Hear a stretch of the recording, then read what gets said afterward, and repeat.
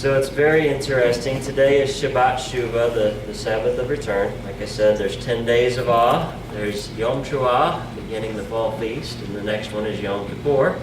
10 days in between, so no matter what day Yom Teruah falls on, no matter what day Yom Kippur falls on, there's always going to be a weekly Sabbath between the two, and that Sabbath is regarded as Shabbat Shuva, which is today.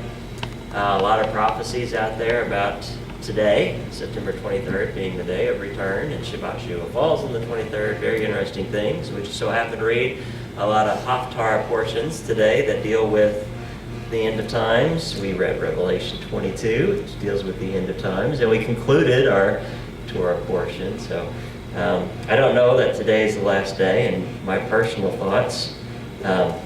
This is what's cool is when you make a prediction against, when you're saying that something won't happen. If it does happen, it won't matter because I won't be here to stand account for it. So I can get away with this. So anyway, I don't personally think that it's. I'm not saying that something isn't happening in the spiritual realm that is catastrophic or catastrophic is not the word, but Significant. significant. Thank you. That's the word. Whoever said that, thank you. That was the word I was after. So I'm not saying that this is not historically significant, spiritually significant, but as far as the culmination of all things. And we read it today in the Haftarah, and it was talking about in the last days that the people will return, and I can't remember exactly where it was when we read through it today. I meant to make note of it, and I did not. So I believe it was in Joel. It may have been Micah. But it talks about his people being purified. And I think there's a higher call. So that may be what's beginning right now. There is a higher call of his people for us to take up our cross. And taking up our cross it's not a temporary or a partial endeavor. It's not something you do a little bit of. Right? When you go upon the cross, it's everything. We sang it this morning, I surrender all. And I do believe that in the spiritual atmosphere that there is a call for a higher stake of worship. And I've been preparing a message for Sukkot that deals with test yourself to see if you be in the faith. And one of the things that really keeps coming up and the significance to me, it's kind of, when you prepare to speak to other people, the Father speaks to you. And He gives you things to deal with in your own life. And when you prepare diligently, you actually walk away with a lot more out of that preparation than you could possibly give. You get a lot more that happens to you. So I just want to share with you a little bit that He's bringing to my awareness the severity of our tongues. And we live in a country and we live in a culture where, you tell people things like, we shouldn't use slander. It's just such a minor thing, a white lie. It's just, we've degraded that to the point that it doesn't really seem significant that you talk bad about somebody or you're hateful. But Romans 1:28 actually goes through and defines what wickedness is. And not only is it evil, not only is it murder, not only is it sexual immorality, but in the same list with those things, idolatry, sexual immorality, and murder, which we would all agree are evil, but in the same list is dissension, insolent, which is having an arrogant disregard, haughtiness, holding your head up high. These are things that, unfortunately, we have seen from those who claim to be His people. I for a period of time in my life, I left the church. I completely walked away. I did not want to abandon my Creator. I didn't want to abandon my Savior.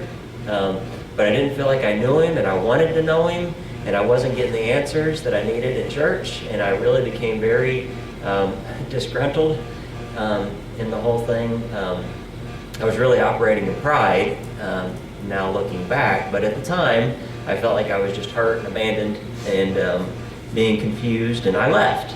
I walked away from church. I didn't want to have anything to do with organized religion at all. I was very arrogant in the way that I did it. I was very prideful in the way that I did it, but nonetheless, I went out and ventured into the world. And I found myself very often in conversations with other people, in bars, in the workplace, other places that I shouldn't have been, that I was. But often our conversations would turn to Christianity and the church, and how self-righteous they are, and how if you want to be judged, go to church. These are things that we used to say. And I know when I was a manager of a furniture store, this was not just me. This was not my own pride and arrogance, but it was common between most everybody that worked there, the sales staff, and other stores. You meet other people and have conversations. You go to buying shows and things like that. You meet people that work at other stores. But it was very common that if somebody comes in the door and announces, I am a pastor, the way that is perceived is somebody came in and said, I'm better than you, and I expect to be treated better than everyone else. I expect the best price and the highest level of service, and I will be demanding. And that's kind of we would make jokes about it. And we would say, yeah, when somebody comes in and says that, that's what it means. And now I'm in what's considered to be Jewish roots, Hebrew roots. I don't know exactly where I would fall. I consider myself to be serving the Most High, not being a part of a movement. So I don't define myself by any one of those parameters. And I don't really know where the lines are drawn, how you get into one versus the other. But acknowledging that none of the scriptures have ever been done away with. I mean, it says right there, we read it this morning at the end of Revelation, anyone who adds to this book, the whole book. We're realizing that there is life from Genesis to Maps. It's all in there. And so anyone who has come into this place that is finding that they're drawing closer by understanding and studying the words that for so long have just been confusing to us. They've been so abstract that we couldn't comprehend. Even in this, as a movement, now what are we finding? We have people that are fighting and arguing and bickering over genealogies, and it tells us in Titus 3, do not argue over Torah. Do not argue over genealogies and calendars, and we find things to fight about that the scriptures don't even address.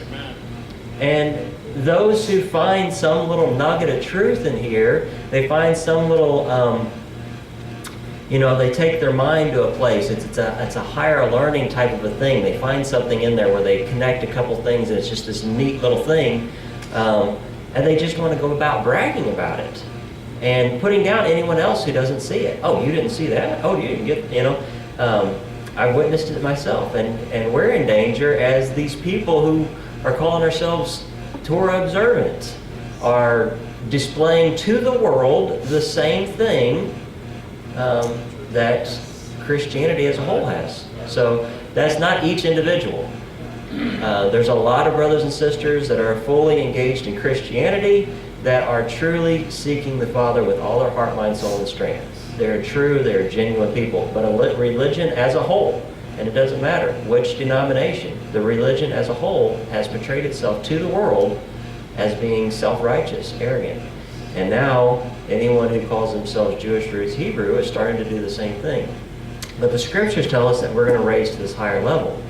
And it tells us over and over and over again. I mean, I'm trying to reduce how many scriptures I put in my message for Sukkot because it's overwhelming how many times the scriptures give an example of our speech being wickedness, about us talking bad about one another, about us slandering each other, about us speaking about someone in a way that puts them down. Slander and gossip, these sort of things. What he's showing me right now, I'm seeing that there are levels of sin that we have to deal with in our life. And the first level of sin are the things that we just become aware are wrong.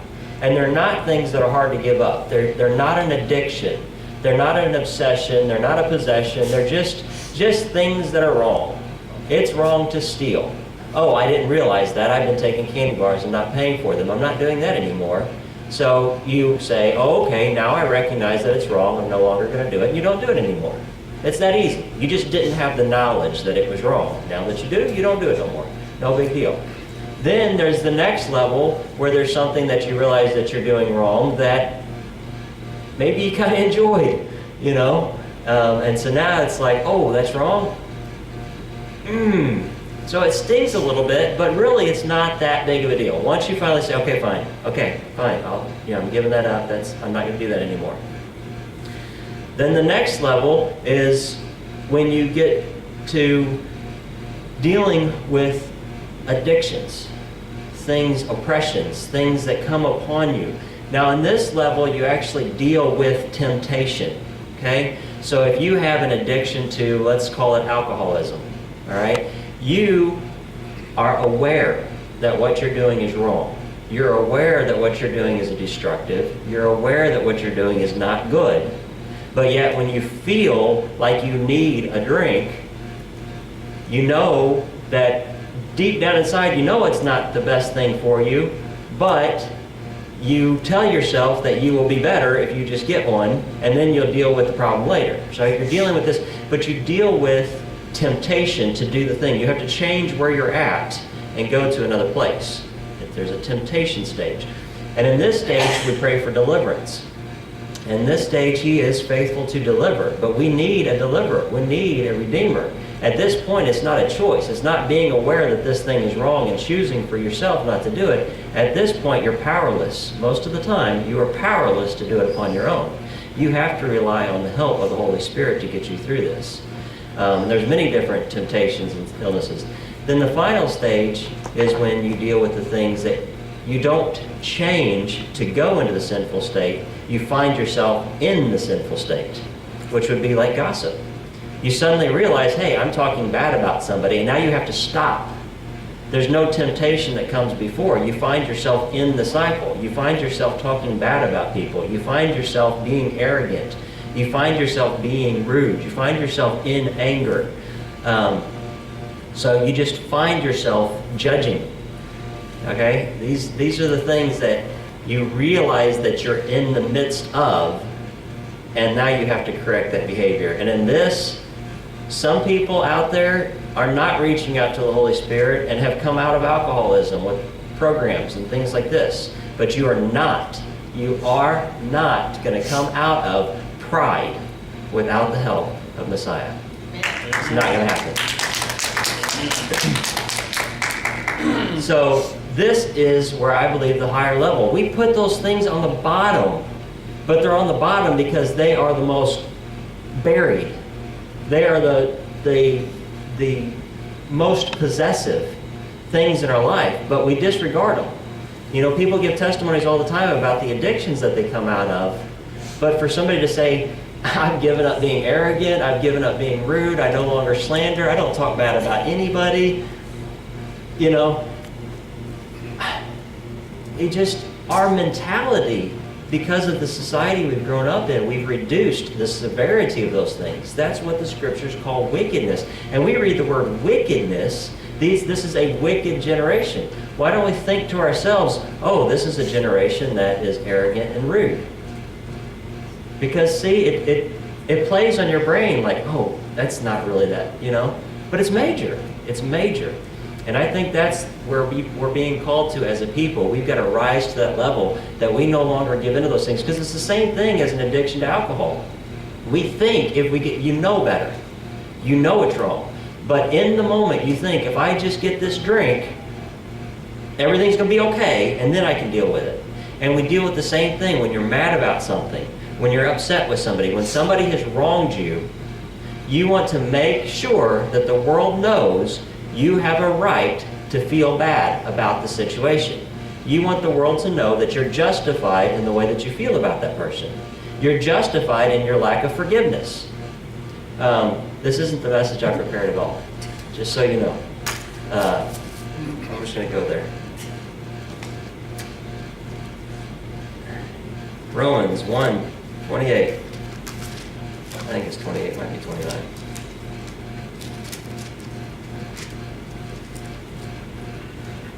It's 29. They have become filled with every kind of wickedness. It's NIV. All right, they have become with every kind of wickedness. So we're getting a definition here. Evil, greed, and depravity. So here is the definition of wickedness, evil, greed, and depravity. They are full of envy, murder, Let's skip the next 3, the next 4, the next 5. God haters, they invent ways of doing it. Now let's go back and read the ones that I skipped. Here is the definition of wickedness, evil, greed, and depravity. Envy, strife, deceit, malice, gossip, slander, arrogance, boastful. And the last one given in the list, disobey their parents. The first time I read that, I chuckled a little bit because it's this list of all these wicked things, and the last one is disobey parents. It just seemed at first glance so minor, like disobedience, that it's even in the list. But that is serious. What is happening in our society? What's happening in our world? What if, when we think about just like it was in the days of Noah, what if rather than, if you see a cartoon that displays what was going on in the days of Noah, or you watch a movie displaying what was going on in the day of Noah, what do you see? You see them hitting, beating each other up, violently, attacking. They were evil all the time. But what if they just badmouth people all the time? What if you couldn't say anything corrective to anybody because it was politically incorrect? What if you couldn't talk about the Bible because that just wasn't, you just can't do that. You're judgmental. What if everybody was just arrogant and boastful and drew off to themselves and everybody had figured out all the truth and you couldn't tell them anything? What if that's the way that it was in the days of Noah? Yeah, possible. So, anyway, I believe that it came out of, it was either in Job 2 or Joshua 1. No, it was either Micah or Joel in our Haftarah portion reading today, where it said that we would enter into righteousness in the last days. And I believe that we're being called to that. We need to deal with that, what I believe to be the final level of sin. We need to deal with those things in us. We need to get rid of arrogance. We need to quit being boastful. We need to quit being prideful. We're all brothers and sisters. We all have the same Father. What's given to me is given to you. I don't care how much studying I do. I'm never going to be smarter than Dad, Abba. And we're all here together. I don't love one of my children more than the other. It doesn't matter if one does better in school than the other. It doesn't matter if one can recite all the rules of the household forward and backwards and the other one only knows it forward. It doesn't matter. I want them to be caring for one another. We're all created in His image. And He is full of love, abounding in grace and mercy. And we can do the work. We can draw close to the Father. I heard a commentary about when the 3 strangers came to Abraham. He had just gone through the circumcision. He's going through a process of healing, and he's dwelling with Yahweh. And these 3 strangers come, and he gets up and he goes and greets them. And the commentator was talking about how he left the presence of Yahweh to go to the higher calling of being hospitable. And I really had a issue with that when I read it. I was like, the highest calling is to be in the presence of Yahweh. I mean, that's to leave Yahweh to go be hospitable. It just seemed like such an odd way to think. I really struggled with that. But the more I thought about it, the more I realized that if I'm locked away in my room in prayer, just spending one-on-one time with Him, it's like it's like if I owned a company and my son came to work with me every day and he sat in the office and he watched me work. And I enjoyed being with my son and my son enjoyed being with me. But how much more pride would I have in my son? How much more appreciative would I be if my son went out and took the reins in the company and started making sure things were done the way that I wanted them done? He was going through the company and making sure the systems were running properly, making sure things were ordered that needed to be ordered, making sure that people were doing, wait a minute, that's the process is A, B, C, D. You skip C. We need to make sure we get that back in. I guess that kind of got forgotten over time. You don't want him running through the company and screaming and yelling at people and being rude and hateful. But if he's out there doing the work of making sure this company runs smoothly, so that the company runs smoothly, becomes profitable so that you can continue paying everybody and maybe give them raises, and he has the right heart, I mean, which would be preferred as a father? Fathers, what's preferred? Would you rather your son sit in the office and spend time with you and watch you work? Or would you rather him get involved in the company and go make sure that the company runs according to your plans and purposes?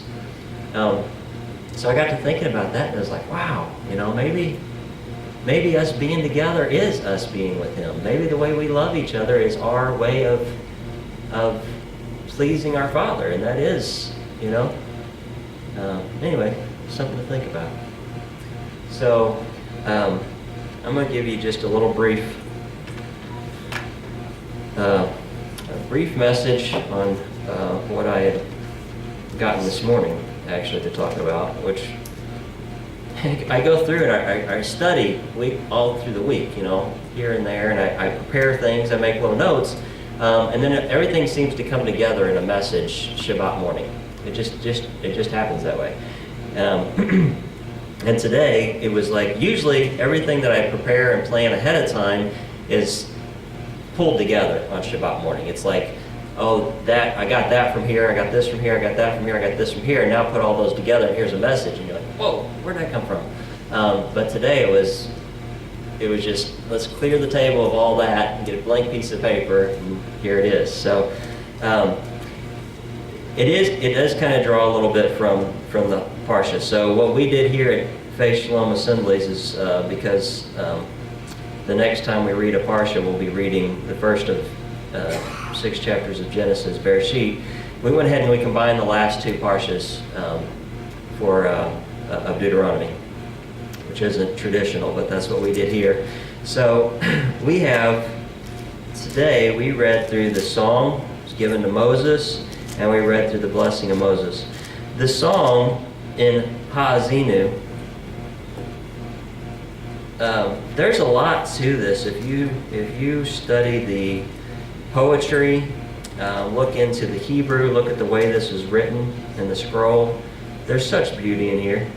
And what I came to realize today was I just kind of stood in awe at all that there is to learn from this one little short section of Scripture. It's really incomprehensible, the wisdom that's in the way the words are ordered and the way the lines are. If you look at it, I don't know if anybody has a Hebrew Bible, but if you look at it, you'll see that the lines are justified left to right, left to right, left to right. It's like stanza 1 is justified to the left, and stanza 2 is justified to the right, where regular Torah, everything's lined up over on the right. So you just notice a little thing differently there. And in the actual poetic form of that Hebrew normally does, it repeats itself. I don't know if you've noticed that in the Psalms, but sometimes it'll say a line and then it'll repeat the line with different words, but pretty much says the same thing. And so when this opens up, you have that kind of a thing going on. So the first time it's said, it's justified to the left, then it's repeated and it's justified to the right. But in here, it kind of gets out of order. When you get to the point where Israel starts rebelling, then all of a sudden you've got the second part of the point is justified to the left, and the first part of the next point is justified to the right. So it's like things get jumbled up, and then at the conclusion, it comes back to the proper order. So it's like he created the world perfectly, everything got messed up and jumbled up, but at the end, he's going to reset the order. So it's almost like this chapter 32, it's like, here's the history of the entire world. Past, present, and future. Everything you need to know, right here. Boom. And there's so many things in here. I'm not going to go into every little bit. I just want to tell you a story. And then you can go back and you can read through 32. Hopefully, you're inspired to do some studies on your own and dig a little deeper. But I just want to tell you a story to kind of illustrate chapter 32. So, you're a young man, and you decide that you're going to have a family one day. You're going to get married, and you're going to have a son. And so you go out and you buy some land, big pasture land.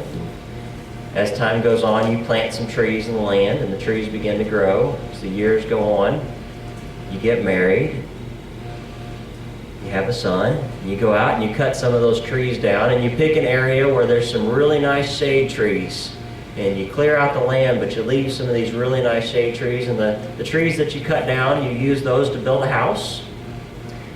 And you got this yard all laid out to where it's going to be shaded in the summer, and it's going to provide a nice play area for your son. You've thought it all out. You planned it out. You planned out how he's going to grow up. And in the house, you've given him his own room, your son, Thought, I love my son. I'm going to give him his own room. And you decorated it. You went out and you figured out things that he likes, things that he enjoys, and colors. And you went in and you decorated his room. And you filled his closet and all his drawers with the clothes that he needs, his shirts, his pants, his shoes, his socks, his underwear. Gave him a bed, and you decorated it and put the bedding on it that you needed, the bedding that's the kind of stuff that he likes, the things that are his personal taste. And you went and you got a refrigerator, and you put it in the kitchen, and you filled it up with all kinds of foods that are good for his body, nutritious, foods that are going to give him the energy he needs to get through every day, and foods he needs to grow strong, and the foods he needs to be healthy. And when he was young, you wrote a poem over him. You blessed him. You said good things about him, and you wrote it, and you put it on display in his room. You went out and you bought him all the toys that he needs. He's got a desk. He's got writing instruments, papers to write on, coloring books. One day, your son comes in the house. And he says, "You know what? I figured something out. The other day, I was sitting outside under the shade tree, and I realized that the shade tree provides me shade. And the shade tree stands up over our house like this. And I realized that the tree is protecting me. And I got to thinking about, I wonder if the tree is what provided me everything that I have." And he just goes on and talks about how great the tree is and how wonderful the tree is. And one day you walk in his room, and there where that poem of blessing that you wrote for him used to be displayed, well, it's gone, and now there's a piece of bark sitting on the shelf.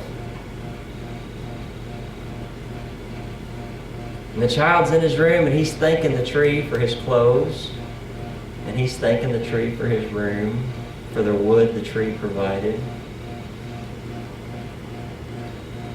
Fast forward a few years. You go out and you go hunting. You're a deer hunter. You get a deer, you hunt it down, you shoot it, you track it, clean it, you process it, you put the meat in the freezer. And here comes your son, teenager, walks into the living room, or walks into the kitchen, opens up the refrigerator. "Oh, look what the refrigerator provided for me." Invites all his buddies over, and they have a big party and eat half the meat and let the rest of it waste.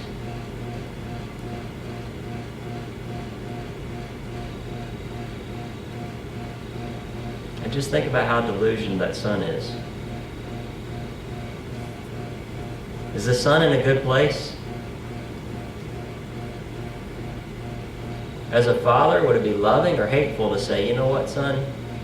You think the refrigerator and the tree are providing for you? I'm gonna leave you to serve the refrigerator and the tree. I'm gonna quit buying stuff for you. I'm gonna quit providing for you. And we're gonna see what the tree gives you. We're gonna see what the refrigerator gives you. When all this food runs out, and you outgrow your clothes, let's just see. Let's just see if where you think your provision's coming from is coming from that place. I'm just going to stop. I'm going to step back, and I'm going to leave you to your room, to your tree, and to your refrigerator. And I'm going to go and I'm going to get me a place downtown. I'm going to go stay down there for a while. And I'll come back and check on you in a while and see how you're doing."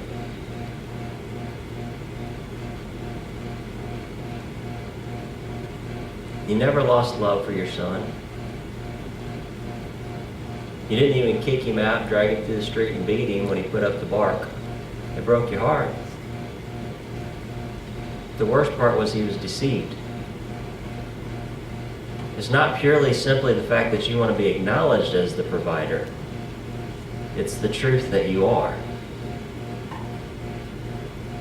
It's not that you're prideful and want to be told how great you are. The fact is, you did provide.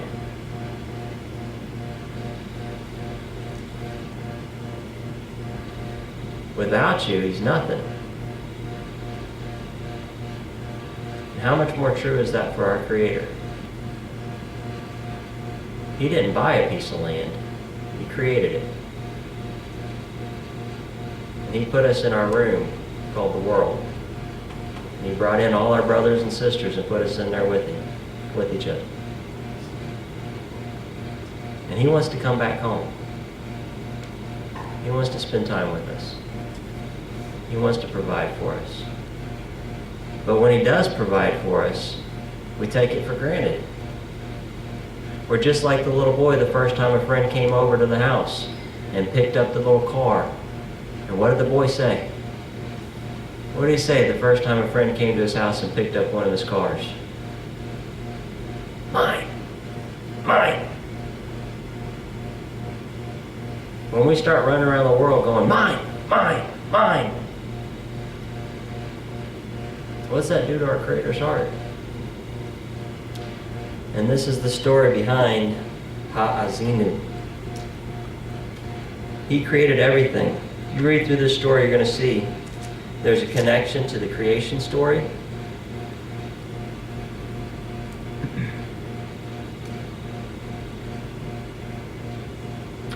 There's a connection to the fact that he created the people of Israel. Abraham's wife, Sarah, she was barren. Isaac's wife, she was barren.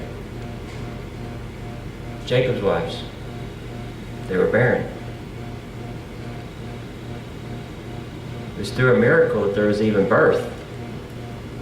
And the nation who was cast into slavery was redeemed. And they were brought to the mountain and they were made a people. Their very existence was miraculous. And he called them to be his. They would not exist as a people if it were not for him. And now I ask you, what other nation, what other nationality is there in the world, or has ever been, that has been displaced, taken over, and scattered across the world and still remains to be a people?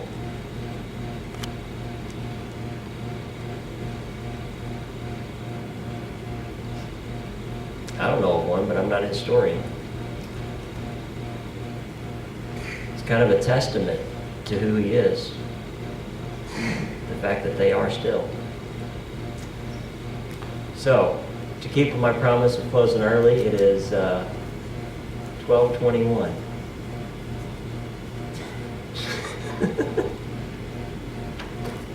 And I'm going to close with that.